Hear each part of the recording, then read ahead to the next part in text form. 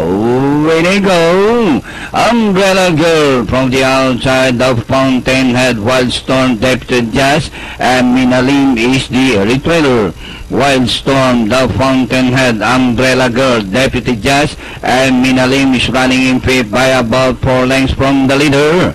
Passing the last 850, the Wildstorm by about 2 lengths, the Fountainhead, Deputy Jazz racing on the outside, Umbrella Girl, and moving up now from the outside is Minalim, and rounding the far turn, Wildstorm, followed by the Fountainhead, Deputy Jazz, Minalim racing down on the inside, and Umbrella Girl as they race around the corner. Wildstorm, the Fountainhead, Minalim, Deputy Jazz, and with the last 200 meters more to run, Wildstorm, the Fountainhead, Minalim, Deputy Jazz on the outside. 4 runners now marching their stride. Estel, Wildstorm, the Fountainhead, Minalim, Deputy Jazz on the outside, and finally it's the Fountainhead, Minalim, close, Wildstorm, Deputy Jazz, Umbrella Girl.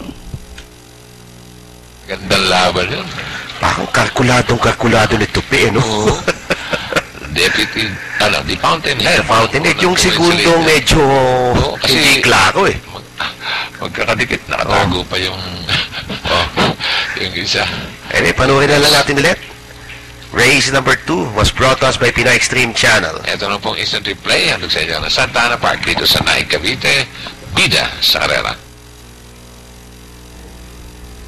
Away they go. Umbrella Girl